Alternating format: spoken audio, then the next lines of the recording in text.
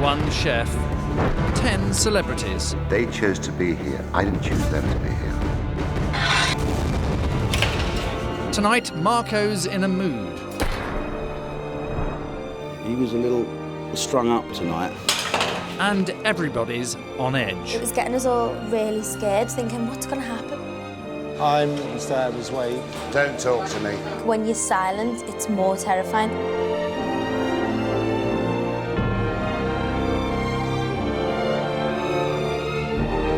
It's just going to go boom all of a sudden. I just know it is.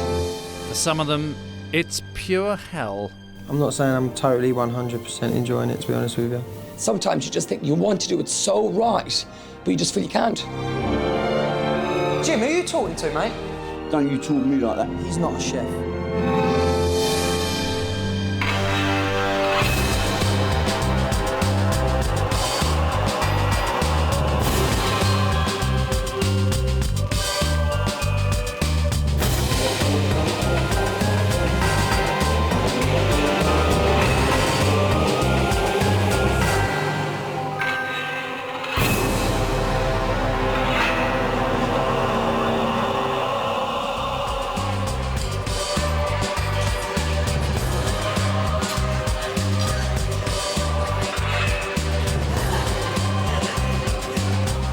Good evening and welcome on a day of tension, excitement and high drama here in Hell's Kitchen. Everyone here is still reeling from the developments of just a few hours ago as Lee Ryan, former member of Blue, became a former member of Hell's Kitchen when he left the show for good.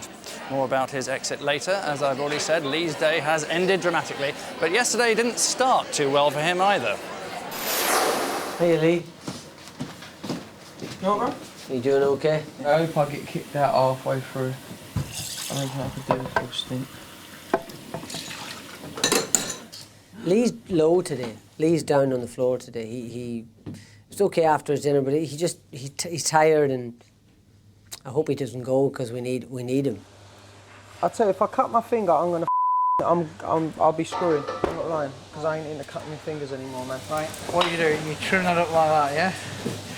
I ain't cutting my fingers. If I cut my fingers anymore, I'm like that. I swear, like that. Why? Because I ain't into cutting my fingers, Okay, man. no, give me my hand there. I play piano and guitar. The last thing I want is up fingers. Okay, I'll do these and you can chop them, okay? You know, this isn't my job. It's a TV program, and it's okay. I'm not saying I'm totally 100% enjoying it, to be honest with you. You're all right, you seem to be having a bit of a power down. What do you mean? Well, just like, No, I'm fine, man. I'm just concentrating. I'm just thinking in my head, really. All right, mate. Thanks, though, bro.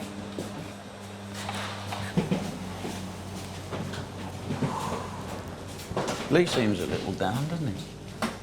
Seems a bit down. A little bit, or maybe just tired. Tired, yeah. He loves his kid. Hey? He loves his kid. Yeah, that much is certain. The best bit of my day?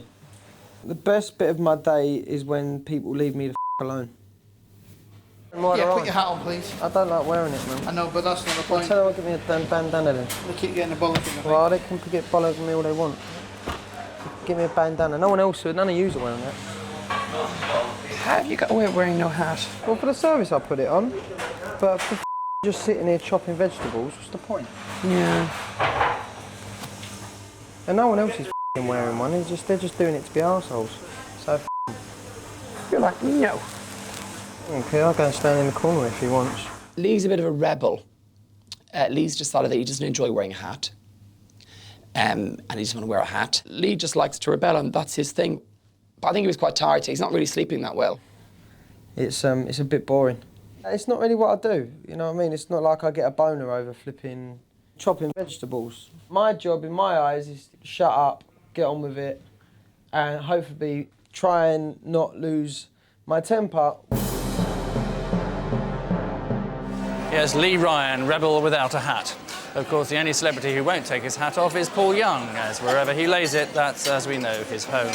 So things not going well for Lee, and we'll find a little bit more about what's already being described as Lee leaving this afternoon a little later on.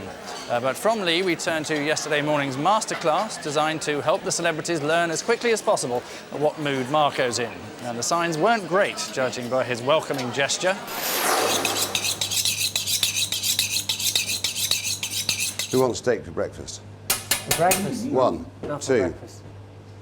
I'm only going to do a thin steak, it's not a fat one. Well, no, I'd gladly look at it, but I couldn't eat it in the morning. Let's make our sauce anyway. Steak à poivre means peppered steak. Slice a quarter of an onion about. Just cook them off very slow, your onions. Again, to remove the water content from them, which then removes the acidity. Tiny bit of flour. Now, I want to take this off. I love Worcester sauce. It's one of my favourites. I love ketchup. And as you see, I use all these things. It's a reasonable amount. Oh, yeah, I told you I liked it. I don't lie. A whole bottle of Worcester sauce. Well, I'm not being funny, but if you don't like Worcester sauce, you're not going to enjoy the dish because they're literally all went into the pan. Wow. OK, there is our Worcester sauce and our onions. Right, now what we do is just add cream, OK? And this is where my next favourite ingredient comes in. Stock cube. Everyone's got a stock cube at home. Most people have a bottle of Worcester sauce. A lot of people have a tub of cream. OK, just getting rid of the onions. And then what we do is we take some green peppercorns. Just going to flash fry these then. This is just for me. I'm going to have one for my breakfast. No need to put pepper on because we've got it in the sauce. And I'm just cooking them for a minute. Right, there we are. His sauces are pure and simple, and the food speaks for itself, as opposed to, one would normally marinate, peppers and things and all that shit. But he taught us a very simple way of doing steak à poivre. It was delicious. See, it's got a coating consistency. And there we are. 20 minutes on the pass. I'll give you a countdown. It's boys versus girls, and the losers will cook staff lunch. Right, who's doing what? Because we're all kind I've done the onions. You get the butter in. Just do it separately. No, we'll all do it together. The girls finally got their heads together and worked as a team. We just got in there and we did it, and it was great. People got plates, everybody worked together. Shall I make a whole... Is everyone making their own sauce? I've only got butter there. Do you want me to make you some extra sauce? Do you want me to make you some? No, well, I don't know about... I think the sauce is so quick to do. I don't know if you want to make one big sauce. Otherwise, if you make one big sauce, all you're going to do is fry a steak on both sides, and you're going to learn jack. Yeah, exactly. I really OK, so believe we'll each do our sauce. That's nice of you, Lee. Lee suggested that he make the sauce for everybody and that we all get the steaks ready. And Jim then said, but you will learn nothing that way. And I sort of went... I thought that Jim's attitude was right, but in fact it was wrong. I said that we should work as a team, and the boys didn't want us, so me and Paul doubled up. But we still managed to it up. I think it's too salty now, bruv. How much salt did you just put in it? Taste it. Jim, is that enough onion? Yeah, enough onion, yeah. Get them nice and sweat it up. A little bit more butter. Okay. I think a little bit more butter. Well, they'd be perfect for me, but they're Slightly red in the middle. yeah, I like them pretty red. Me too. I did want to leave them on a little bit longer, but kind of Rosie thought... She said, oh, I like my steak cooked like that, but it was only going from the outside. Yeah. But it's obviously you worked as a team, girls. Yeah, we did. The girls done us again, boys. How did they do that? Come on, boys. Come on, boys. You better hurry up. The girls have put you to shame. The girls... Hey, our food's getting cold. Well, the girl's sauce looks better to me, but maybe she's formed a skin. It's surprising what you can do with a bit of confidence, isn't it? In a bottle and a stock cube. Bit of cream. I forgot the stock. You forgot the stock cube? I forgot the stock. Oh, there you are. See, there you are. What have I told you? Not to rush so much. Well, all I can say is the girls worked better as a team, didn't they? They were up, they were finished. Theirs looks better than yours. What have I said about teamwork? Work together. It's not that difficult. You've got to put the stock cube in. Whoever's in charge, sorry? Stock cube. Who made the sauce in your team? Well, we said we was going to do it. We were individual. So, Marco, well, you know, this is my fault again. I thought it was a bad idea. It's my fault. So you've been bullying the younger one? No, we won't. Well, you have to say, you know, I was just being a smart ass because I thought there's nothing... You just wanted to be chef, didn't you, Jim? You wanted that position all of the last 3 days. Well, I won't argue with you there, but... all right, They can Marco, watch, my can't fault. they? They can watch. I screwed I up. love this, I love this. Look at you boys, I love it. Too much flour in this sauce. Who paired up with Brian? I did that myself. Oh, that's blue. Don't worry about it. We'll be teaching you how to do a steak perfect. Raw. When he cut my steak and opened it, it was so offensive, all the girls went, no! It was bloody.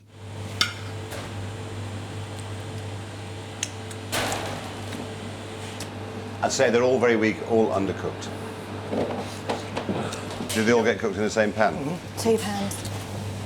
Our meat was way thicker. Well, then you should have cooked it longer. You should have popped it in the oven. You all taste your sauce. You can still taste the Worcester sauce. A little bit, yeah. You see, you didn't cook it out enough. Okay. So I've got to say, I think the girls did far better than the boys. One, because they worked as a team. Boys, as I say, there's inconsistency because you didn't work as a team. OK, boys, now I've got to decide who's going to cook the staff meal today. I've got to say the boys have got to do it all together. Whatever you want to do, you do it. It's your choice. Clear down. That's it.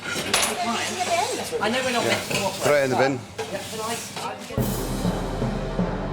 Well, there have been a lot of comments so far about the star of the show, his brooding sexuality, raw masculine charms and powerful animal aura. And I'd like to say that while I'm obviously flattered, I feel we shouldn't lose sight of Marco. Certainly the celebrity chefs think so. Marco is definitely a big character. There's something going on behind the eyes. Genius. Marco is God. I think Marco is wonderful. I think he's quite magical. We're not here to impress people, we're here to feed people. You're here to impress yourself. He's sending 76 three-course meals out with 10 people who've never cooked before, and it's all going right. We've got to stay focused, concentrated, and we've got to push. We push harder than we've ever pushed. His enthusiasm was pretty addictive. When you want to tell me to F off, when you want to take your apron off and throw it in, remember, we're in it together. That kind of language that Marco uses, he doesn't lecture you. He takes you with him. I think we all feel we're on a journey with him. Trust me, I will guide you through. It's gonna be rough. He's on our side and he does want to help us and he does guide us through each night, which is good. Come on, girls. Keep on pushing. We haven't got long left. Are you listening, girls? Yes, or am I Marco. talking to the walls and the mirrors? No, Marco. Thank you. We've all become, you know, completely subservient, robotic people. We need someone to take control of us at the moment. Communicate, I told you. Communicate. We are now Marco's maidens, by the way. I think we're going to have to write it on our hats. I'm mad about the boy.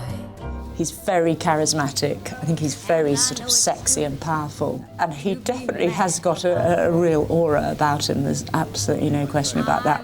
I just think he's just gorgeous. He's so lovely and he's very gentle. He's got a fantastically attractive and delightful twinkle in his eye. I will whip you all. I will drive you. I will take you to limits you've never been to before. The funny thing is he keeps saying he's going to take me by the hand and lead me off somewhere interesting. Just wish he would.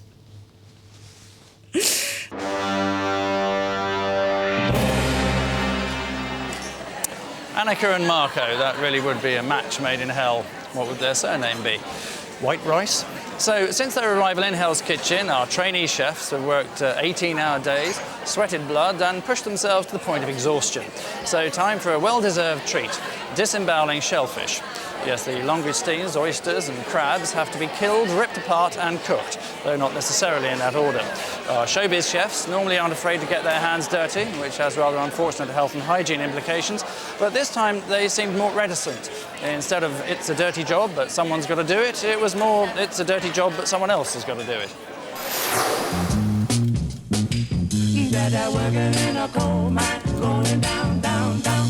Oh, I've got poo all over me. Oh, whoa. That is just disgusting. What, basically, you're ripping his head off and then taking his backside out. Lovely. I've always wanted to use a blowtorch. Oh, you stink. I absolutely love doing the pig's trotter. I had the blowtorch, and you had the knuckles, so you put them down like the trotter bit, like that. And then they've got hair on them, so you have to burn away all the hair. It absolutely stunk. They've got hair in between their toes. That made me laugh. This one's a right hairy beast. Isn't he? It burns. It's like burnt hair. It smells like death. It's vile. But it was fine. So I just like blowtorch this hair away, and then you have to rub it, and then check in between their trotter hooves, and then that's it. It's done. Please whipped out on me. They're still alive? Yeah. Yeah. Look, they're waving at us.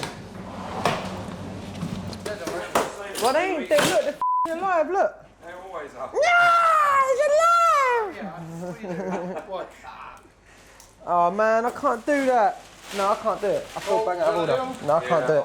Right, send me a lady. What do you want? I'm down with vegetables, man, but I can't kill things like that. I can't do it.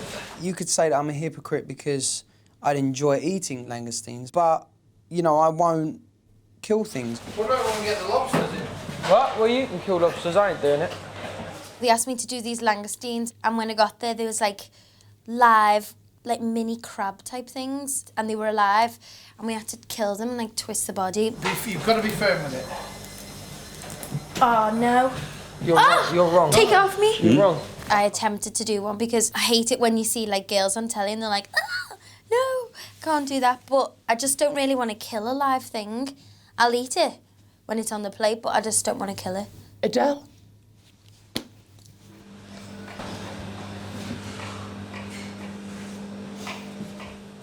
I think I'm a little bit sadistic because I really quite enjoyed ripping the heads off the langoustines as well.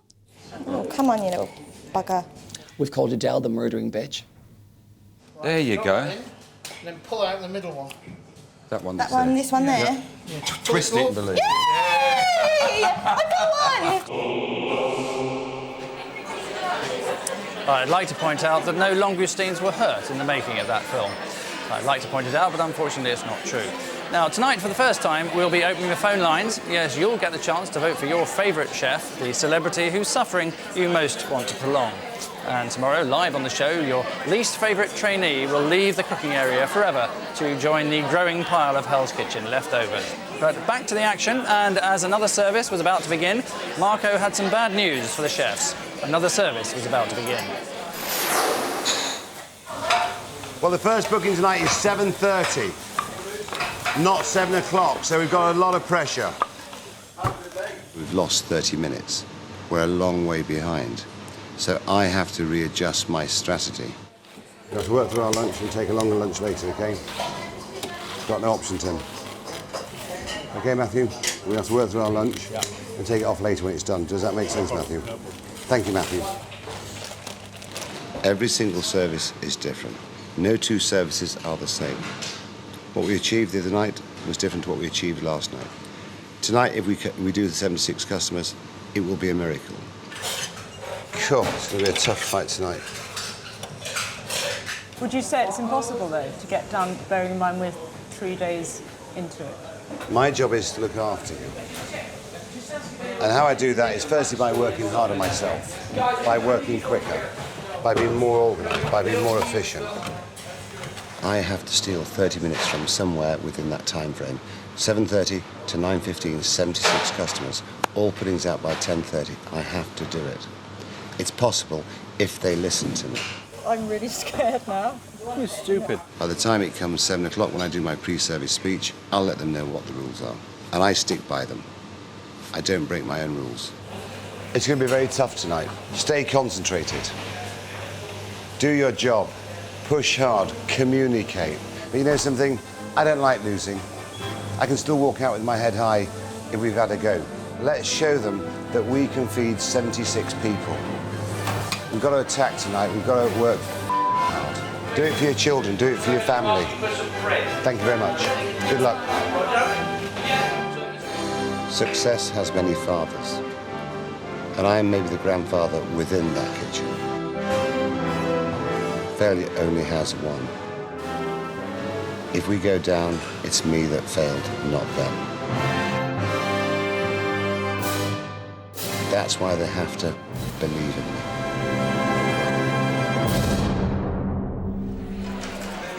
Never have so many struggled to cook so little for so few. And with Marco's fierce words of passion and inspiration still ringing in their ears, off our heroes went to peel some potatoes. So when service began yesterday evening, the chefs were on top of their game, the diners were loving their food, and all was well with the world, which naturally sent Marco spiralling into his foulest mood since the previous evening. Indeed, of course. Oh, here we go. Where are the waiters? Where's the waiter? What temperature's that oven on? Turn it up. I don't care, turn it up. Oh, it's just going to go boom all of a sudden. I just know it is. They're not cooked enough. Can't you look at them? There's a funny feeling in the air tonight. I'm going to just do my job and stay out of his way, but I think there's something definitely brooding underneath there. I'm hating this evening, you know that. Let me see. Not cooked. Not cooked. Give me a knife, give me a knife, give me a knife. Sake. Don't know how you could do that. From what? It's weird. I've done the same thing I've done every night. It's a weird night. The atmosphere tonight was different in many ways. The particular one that I thought was that Marco was very, very quiet. How can they always stick? I think when you're silent, it's more terrifying, so I think that's what he's trying to do. It was getting us all really scared, thinking, what's going to happen? Oh, sorry. Come on. Marco was quite quiet. He was very concentrated, sort of like the calm before the storm. Barry? You've got asparagus on as well. I don't know what he's doing. As for Marco, he was a little strung up tonight about something. He keeps it pretty close to his chest, but we knew that something was wrong, and we just worked twice as hard to help him. Well, do you know what? Then if we actually do it and do it well, he'd be well happy. Yep, 8 minutes on your scallops. We all right, boys? Yeah. Easy start, easy start. I'll be 1 minute. Jim was like a real team leader tonight in the middle of it all. What the is on fire? Something's burning. To be quite honest, I was so overwhelmed with things to do, I couldn't think of anything. I couldn't even talk. How long for the scallops? 4 minutes for scallops, yeah? Yeah, Barry. I do tend to control things, and I say to Barry, put that there and do that there, and he does it instinctively. It's not me trying to be a leader or being flash. No, well, Barry, no, Barry, don't do that. Stick it back in, mate. Put it back down. Always in a clean pan, Barry. Okay. Yeah. I got it. A little bit of olive oil. That's enough. Tonight I found Jim quite, almost like he was Marco. I'll take the veal up for you and place it. You do the mash and then you dress it. But for sake, don't drop any mushrooms in the mash. You tend to chill down a little bit more and tend to notice things and let the panic go on. It's very easy to be panicked into something. Nice one, Barry. Well done, Barry. OK, walk away. I'm quite good in stress situations, if I feel physically up to it. But I don't know what it's going to be like tomorrow. Come on, boys. Put a lemon on those? Give me a drop of lemon juice, a little bit of lemon juice. Lower them out a bit. That's good, Barry. Tonight I was very quiet. No one comes to the past. They stay away. It's an invisible guard. And that's what I'm like, you know. If I don't want people around me, I push them away. Jim, I don't want any chives. Jim, I said no chives. I said no chives. Take that away. Take that shit away.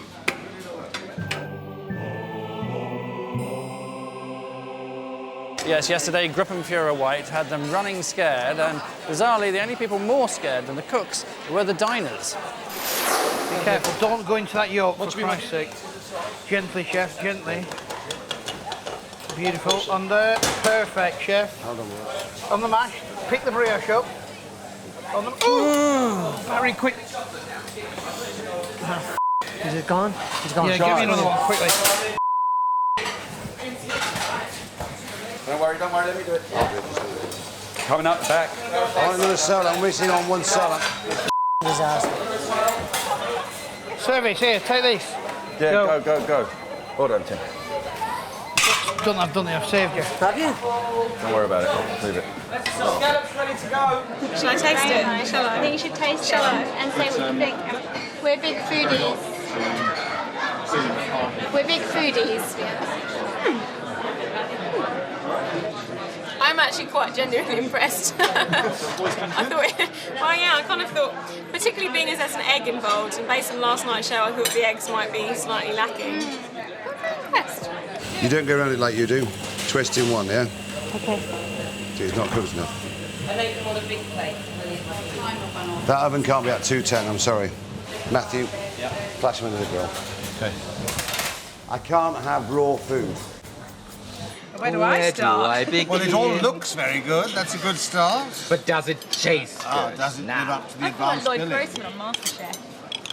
Oh, gosh. Oh! Look at that. That looks raw. Derek, darling, let me deal with... I hope it's not raw. Well, it's very hard. That is raw. That is... Taste it. It should be more tender. It should be more yielding. Well, perhaps it's not a female scallop. It just should have been in the oven.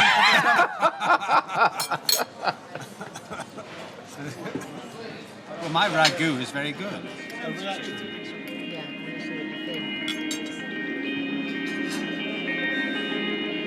We've been talking to people and socialising, and no one's really had a bad word to say about the food, to be totally honest.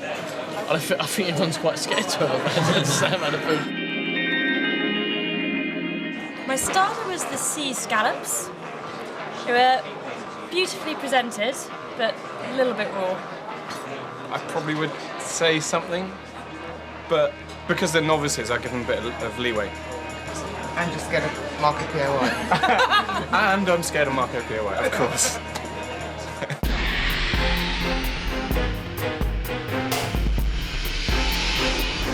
We had the wild mushroom soup. The pastry was lovely, but the soup itself was a little... It was very nice, though. Very nice. Would never complain.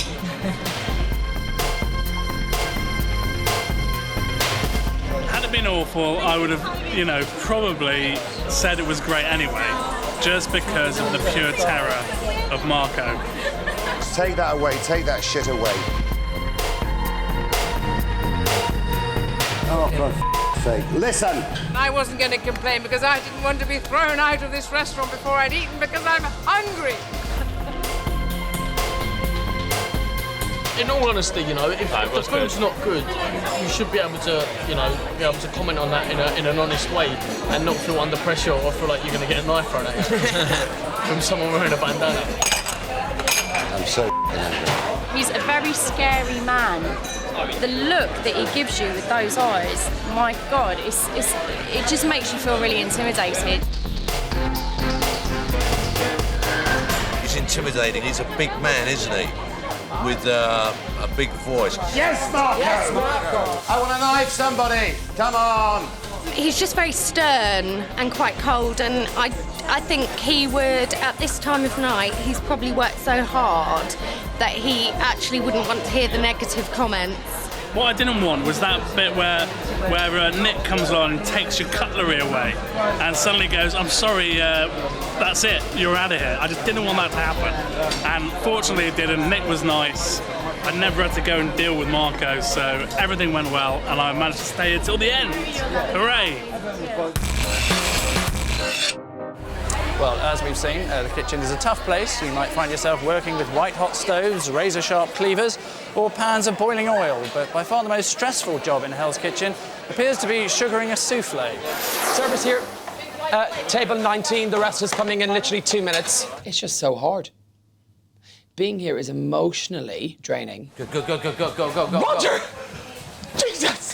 Service, please. Thank you, table 19. Wrong. What's wrong with the plates? Always. My one mistake. Go on, you got. Mentally draining. Put your mint on your raspberries. Yeah. Just as they go out I have some from cream, the water. please. Oh, is cream there? No, this is blackberry. Oh, physically hard. Go. Oh, it's okay. I got it. Yeah. Sorry, guys. Go on, dear. Thank you. Service, please. There we go. Table 17. I think I do put too much pressure on myself because I don't like to fail. I don't like to get things wrong. We just got a slight complaint about the dessert. It's just very, very salty and you wouldn't expect a dessert to actually taste like salt. Hey, Brian, you got a complaint, man. Brian, Brian, don't about. What is it? That's absolute bollocks. There's nothing wrong with that. It's so... Oh, God, I'm getting upset again. I think it's not about that. It's about the fact you've got to push yourself so hard, so much of the way. Like 250% every time. And sometimes you just think you want to do it so right, but you just feel you can't. I thought you were all organised. You said, I'm anticipating sending the souffle now. One mistake, Roger, does not justify failing. Christ! Don't blame Christ. And you think it's only over cream or something, but it's just so hard to get it right and just to do it. I think I'm feeling this after 4 days. What would I be like after 6 days?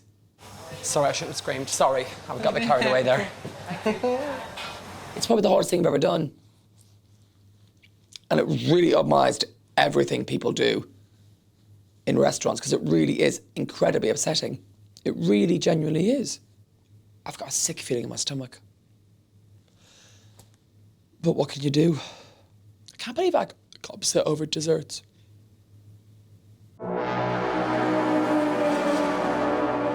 Back to last night then, where as service drew to a close, it was time for maitre d' Nick to collect the marks out of 10 for the diners' verdicts. The traditional moment in Hell's Kitchen when Nick arrives at each table with a piece of paper and reassures worried diners that he isn't delivering the bill.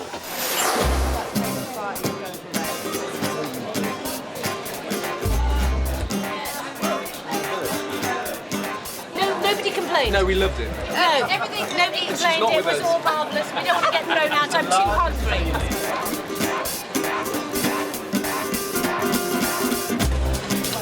It's the second or third day for them to kind of produce food like this is really impressive, and we were really happy with it. It's very chewy. It's actually delicious. Well, all I can say, fantastic. You did amazingly well.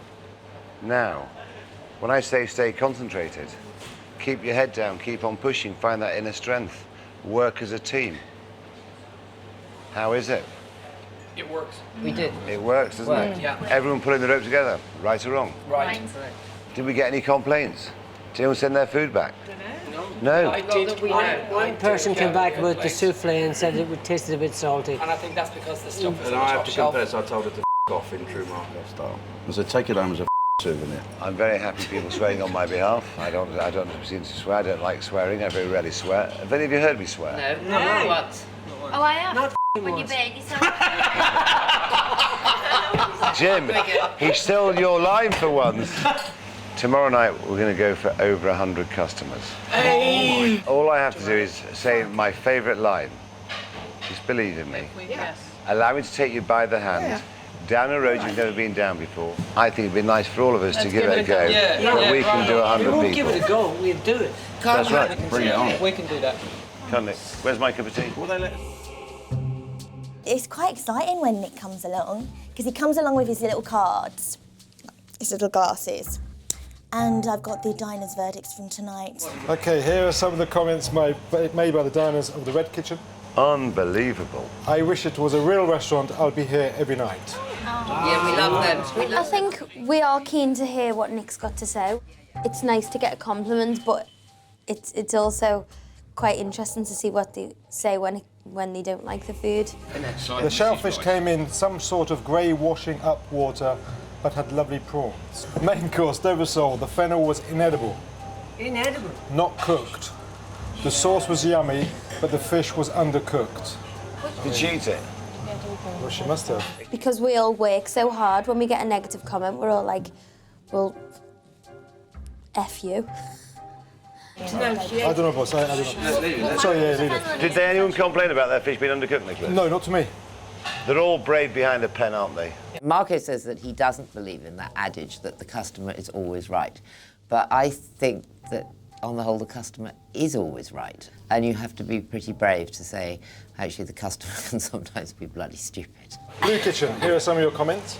Starter, the pastry was delightful, but the consomme itself felt like sipping oil.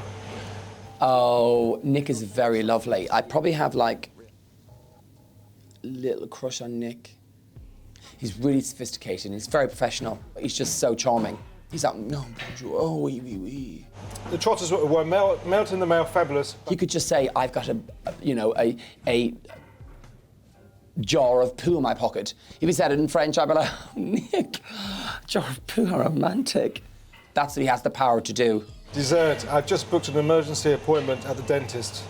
The apple pie crust nearly had my tooth out. That's good, I think. Well, I told her that's how it comes. Thank you. The average for the girls' kitchen is 7 out of 10. Well done, girls. And the average score for the blue kitchen is 8 out of 10. Yay! Get it! Well, I mean, what do they know? Boys won tonight, so it's 1-1. Yay for the blue team!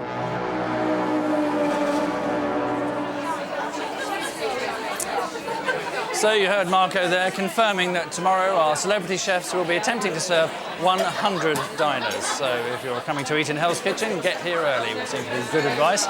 Well, the end of a long day for our chefs, but it was nothing compared to the day that Lee was about to have. And it all began in the kitchen this morning. Right. Now, this morning, I'm going to leave it all to you. Oh, brilliant. And I want you to cook me a dish, and you've got half an hour. So what I would recommend is you have one team captain, so it's not confusing. Okay? You choose one? You choose a team captain? Okay, I'll tell you what I'll do. Jim and Rosie, team captains. Someone had to choose a captains, and I instantly took the decision that Marco should make that decision, and he instantly picked me. I'll see you in half an hour. Thank you very much. So I'll make the sauce. I'll do the sauce. Right. I'm going to do the sauce. Now, don't put cayenne pepper in the sauce. Sake. Why not? All that. No, we put that in the sauce after. Just add that. Well, no. Well, yeah, I'm going to do that. Yeah, don't use the shallots either. Use the onion. Right, so that's two. We've got one Dover sole in that, and one plain grilled Dover sole. What? Why are you going to do one? We're doing both. plain? Well, just to make two different ones. Yeah, no. But what's the point of that? Because we've got two. You want to do two the same? No, I'm just saying. Why do you have to use two? I thought the idea was to make one dish. One dish is not what they said. Well, we're not to make 3-4 dishes, Jim. I thought we had to cook the lot. No, we have to make Well, one we might dish. as well. Well, no, well, that's just wasting time, isn't it? I think there's leaders and there's people that know how to lead, and there's a certain way that you can talk to someone and still get results. Girls, are we making just one dish, am I correct? One dish. Right, one dish, we're right. Okay, so we're going for... Let's all do the one thing, because we've only got time for that, really. Unless we put a beefy sauce, which you can still do that, like a mushroom beef sauce over the veal. I'm doing like a almost curry sort of sauce to go over the veal. Over the veal? Are you doing the veal? You're doing the veal, right? Hang on a minute. No. We're doing it. We were going to Guys, do... let's agree on something. Like, every time I tried to say something, he just shoved it down. Like, there wasn't really any other way to tell him except for the way he wanted to hear it. What are you cooking? Are you cooking the salt or the beef? It does matter. Why Lee, you want to do it, you do it. All right? I'm captain, you do what I want. What? OK, you don't do what I want. I'm the captain. You want to be captain, do it. Well, I'm trying to do it. Jim, who are you talking to, mate? I'm talking to you, Lee. No, don't talk to me like that. Okay. Do me a favour, do not talk to me like that. Lee, right? OK. Lee, good, thank you. Let's get that clear for one. Leave it then, leave it. You just carry on, Lee, and do what you want. No, just don't delegate like a twat. You do what you want, Lee. I understand where you're coming from, and I apologise, so you just carry on. Well, what are we doing, guys? Come on, let's get it together. Well, Lee's doing something over there now, his own way, and we're going to change that. I'm waiting for you to decide what you're cooking, but I'm just making the basis of the sauce right now. Good man, that's good, that's cool. Good man, that's great. We're on the one team. Come on, guys. being a leader is to serve, to lead, to inspire, to do that. And you can't do it in 20 seconds with a guy who's very confident in what he wants to do. I didn't think he quite understood the realm of being who's the captain and who isn't. Right, you're going to do the bill? Right, I know what I'm going to do with the bill then. What's that then? What then? Well, I was thinking the cayenne, the mustard, because that'd go nice, and the Worcester sauce with this. So when the reduction is down, put the cream in it. Yeah? Well, you go ahead. Agree, everyone? Yeah. I don't agree, no. You don't agree, well, what do you agree on then? Well, I don't agree, but if you've decided that's the way you're going to do it, and then I'll decide if we put it on our dish. Oh, come on. What's up with you? All right, let's get on with it then. Well, someone's got to make a decision. What are we going to do? One or the other. Everyone agree. You said no, and then you say, I'll decide whether I put it on my dish. All right, let's do it. What's the matter with you, man? Come on, Calm down. What's the matter with me? I thought I was the captain, that was the matter. Maybe I heard wrong. Well, don't let it go to your head, mate. Well, where else is it going to go to? Well, up your arse, obviously. Thanks very much, Lee. Suckers. Very helpful. Very helpful. Shut up, mate. Shall I put this in? Shall I put this in, Jim? It should have gone in first. And then when he asked me for what to do next, I felt like saying, why don't you then just keep tasting it and let it infuse a bit. Probably need a bit more now, a bit more cream. Marco delegated him to be the head chef of that moment. I'm not going to say anyone's kissing anyone's ass right now, but I was just like, come on, man, this, you know, your tongue's looking brown, you know what I mean?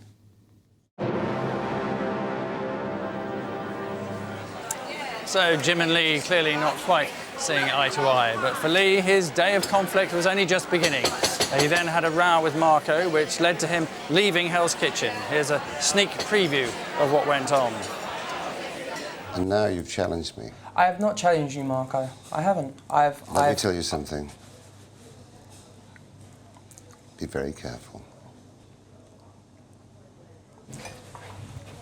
Next time I won't bring it up. You can deal with the consequences. Excuse me. You're not part of this team anymore. If you can't take criticism, constructive criticism. Have a nice day. Have a nice life. So Lee has gone. We'll bring you the whole story tomorrow night. Let's have a look in the Blue Kitchen, see whether they're missing him at all. To be perfectly honest, they're not, unless Paul is actually looking for him in that cupboard, I don't know. That's Barry McGuigan, and that, of course, is the great Captain Jim Davidson. Looking fairly calm. Meanwhile, over in the Red Kitchen, it's looking fairly controlled there, although they've probably done most of their cooking for the evening. That's Anneka Rice. She's a television personality. And previously we saw Marco Pierre White, who is, of course, in charge of the whole ship, and who everyone loves. We can leave them there